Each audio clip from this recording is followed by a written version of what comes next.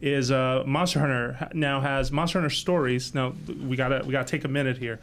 Monster Hunter Generations is a game that's coming out this summer to North America, but Monster Hunter Stories is a game that's coming out in Japan that is much different in terms of art direction and in terms of character. There seems to be a lot more story to it and more characters in it overall.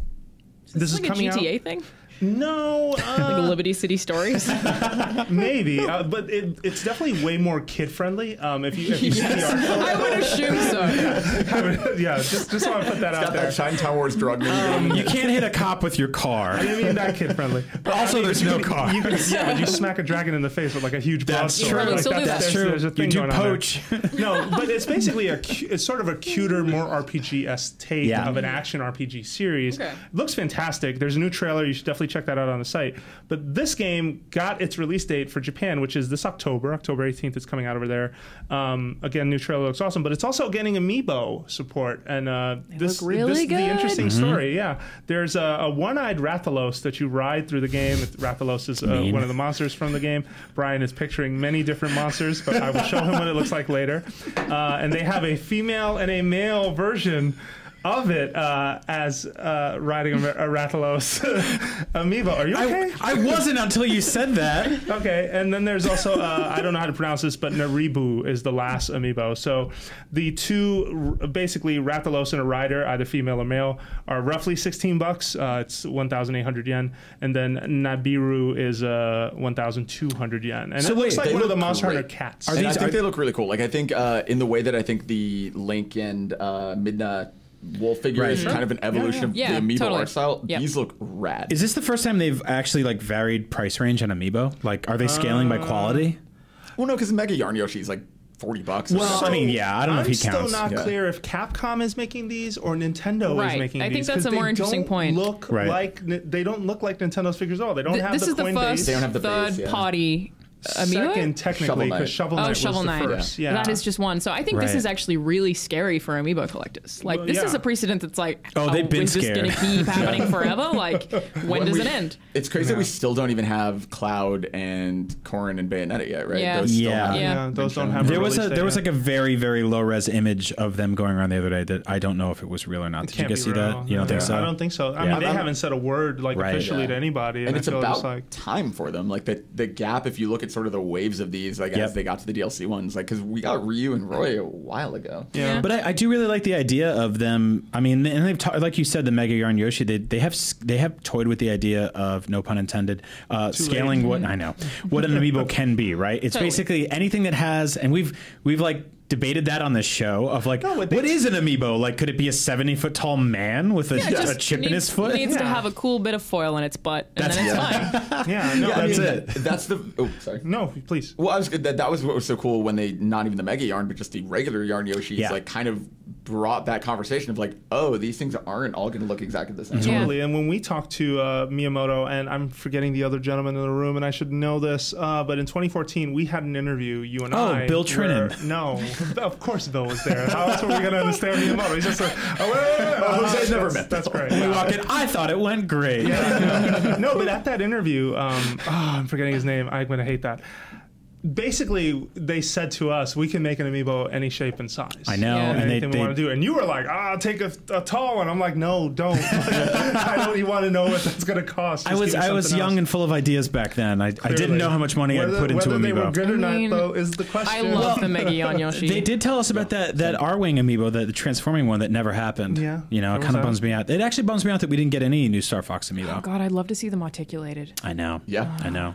That's the big question for me as just like a toy nerd. Is like, when will we get just like a super robust Nintendo action figure, essentially like a line of figures that has a chip at the bottom and can be an Amiibo. Like, that's really interesting. I think for them that is interesting. Yeah, I think for them the big hurdle is, I mean, clearly I think stuff like that is on the table because every time Nintendo seems to open its mouth about whatever gaming initiatives it has, it's also opening its mouth about its other entertainment, Amiibo, your phone, and whatever, what have you. I just feel like the bigger question for them, though, is how can we do it ourselves? Right. Yes. And that's been the hurdle the entire time in this process. I'm so hoping that NX, like, it'll obviously have NFC support to some degree, but I'm really hoping that's when they figure out what this platform is, because like with Disney Infinity and Skylanders and all these other Toys to Life things, like you understood that like there was a platform for these things. Yeah. Whereas with Amiibo, like yes, they've been compatible with games to get power-ups, and it gets really fun training a character in Smash, but it's not like there's an Amiibo game. And so I want to see what sort of the end game of Amiibo is, or if it'll just continue being sort of an augmented thing for individual games. I always saw Amiibo as just being collector's items that happen to have software features. Me too. Yeah. And maybe that's all it'll be. Like there's nothing wrong with that. I don't think I don't know.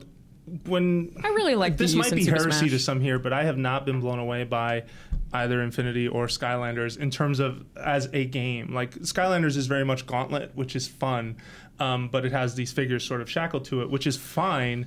But doesn't need them. I think Skylanders is just as fun without the figures. Could exist without it. Yeah. And in Infinity is awesome. It is awesome because it's Disney. R.I.P. Pour one out. But at least as far as sort of, again, just still felt like a platforming game that didn't need it. You needed it to get that character, but if that character was available from the start, like, what was it really? You Skylanders, when does this air?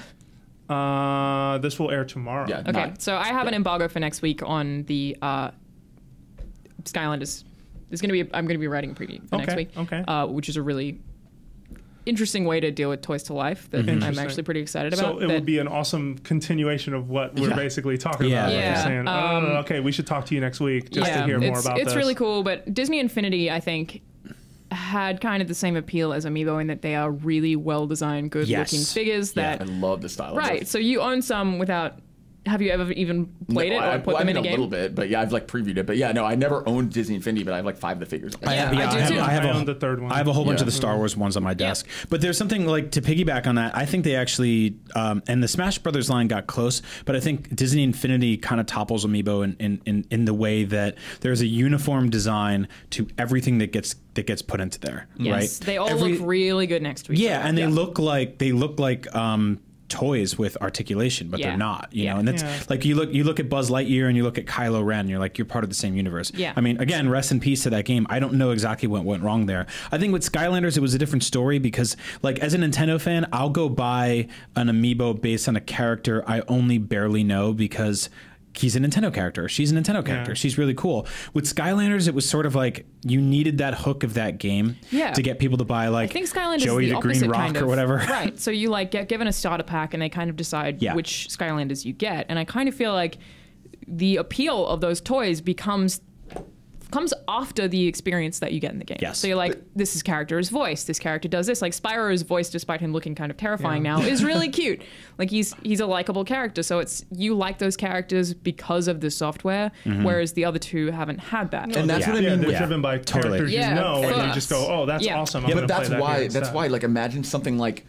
I hate to bring up Nintendo Land. I know it's controversial, but like imagine Nintendo Land. Like, imagine like a RPG like game or something. Yeah, dude, where Gauntlet with Amiibo, and where it's like you can play as Link for part of it, and then Samus unlocks a whole different area. If you or could a whole play new set as of mechanics. Skylanders with Amiibo, which I guess you kind of. Oh yeah, with Bowser. I think they need that right now too. I think they need this sort of like, and this is coming from the perspective of somebody who's mostly a lapsed Amiibo collector. Like I got you did too, right? Yeah. I got almost the entire set of Smash Brothers stuff, and I got a couple here and there. Like I got Tom Nook, I got Shovel Knight. There's still a couple that I want. Like I don't have King Dedede yet. I've avoided that bug somehow. Like I have the Earth, I have Lucas and Ness, and I have the 3 Yoshis, and I have Mega Yarn Yoshi. Yeah, and those are the only ones other than customs. Well, the thing is, when I started collecting Amiibo, it was like I'm gonna get the Smash Brothers set. This is finite. And then that goalpost kept moving as they kept adding new characters. That's why it was like one of the best business decisions they've made in a really long time. Of course, but I think it needs a shot in the arm now. You know? But I do think their approach was smart in that, okay, if the Smash set is all following the Smash design aesthetic, so basically you can put all these characters together just like we do in these Smash games. That's true. And that looks fine. The Kirby set is done under a different art direction. That's a really good point. They do a Disney Infinity kind of thing with the sets. Like the Smash Bros. Set all look good together. The Mario set's uniform as well. Yeah. You know? Yeah. And I don't think we got it until, or at least I didn't understand it until that. When I saw the red bases, I was like, oh, that's what they're doing. Yes. Yeah. Whatever, you know, we've been talking on this show for a while about the idea of an Amiibo-driven game. A game that is purely made just to support them. I just hope it's done in a smart way because at least the other products I've seen have not pulled my attention in a strong way, and that worries me because I'm the guy who's going to want to play that game. Well, whenever Nintendo software comes along, whenever any game tries something, it obviously with works with Skylanders, and Skylanders to me is really similar to a Gauntlet or a Diablo, just a very light Diablo. Like if they did that with Nintendo characters, well, I can tell you what doesn't work, and it's pretty much everything. All of the standalone Amiibo products they've done so far haven't worked for me. Oh, like Amiibo Festival? And I totally agree. What was the thing I used most was Smash. Like I actually used my Charizard with Smash quite a bit to a friend's house. Like train, I did that. I mean, like maybe like a Subspace Emissary style thing, but taken a little more seriously, I think could maybe. And I like the added value of doing stuff like scanning it into Mario Maker and Mario Kart and stuff like that. So the worst idea was the Amiibo tap Nintendo's greatest hit bits or whatever. That was the worst idea ever because you were basically using Amiibo to unlock demos for virtual console games, which is just like, why would you do that? Okay, that to me was the worst. Then you had Mario Party 9, which was, or 10, sorry, which was whatever. Then you had the Animal Crossing game, which was an okay board game, but it just needed to kind of stop holding your hand as much as it did. What's the one that just came out? Though I was going to bring that up. So did we ever talk about software you got? We didn't, and we should because that game's pretty good. Yeah, the Mini Mario and Friends game is actually a pretty good game, but again, not the best display of what Amiibo can do because it is following more of that Skylanders. Hey, you're using this character, now you can play these stages, and you're able to. And it's free, right? It is a free thing. Yeah, you can get it on your Wii U right now or your 3DS right now, and we should have talked about it by now. So I apologize for that. I think the attitude Nintendo has towards this is just they never want to stop anyone from being able to play software. They never want to make you buy an Amiibo to be able to play a new game. So if it were to work like a Skylanders, it would have to be like, I mean, how? Like they would still be locking a game away behind Amiibo, which is something that they really don't want to do. Like, what's the way that they can make it work without limiting other people from playing it? Yeah, they're in a very weird chicken and egg situation with stuff like that. I was like, I think they want an excuse to make Splatoon Amiibos, right? Because they're like, we love these characters, we're proud of them, they're cool, people are going to want these things. What do they do in the game? Oh, they gave you extra stuff every day? They just it was like and like Callie and Marino, I think just do soundtrack stuff. If I'm not mistaken. Soundtrack stuff. I believe, so like each one of them has a little thing connected to it, but ultimately what you're buying into is to have a really cool figurine on your desk. Yeah, and so, you know, Nintendo seems to be aware of the problem. I mean, one of the things Kimishima said in some of the interviews he's had over the past year since he's been president, it hasn't hit a year yet, but is that they're very aware that people are buying Amiibo but not using them in games. And I do think, though, you can't have it both ways, right? Like, it has to be either we're locking something out of this game because we're going to put it behind Amiibo, or we're not, and we're just trying to make this as a cool addition, a cool extra that you get for this thing you put on your shelf. I definitely understand the complaints on the side of the folks who want the Amiibo game. I'm just not the guy who cares that much for the Amiibo game. I think what they're doing so far is okay.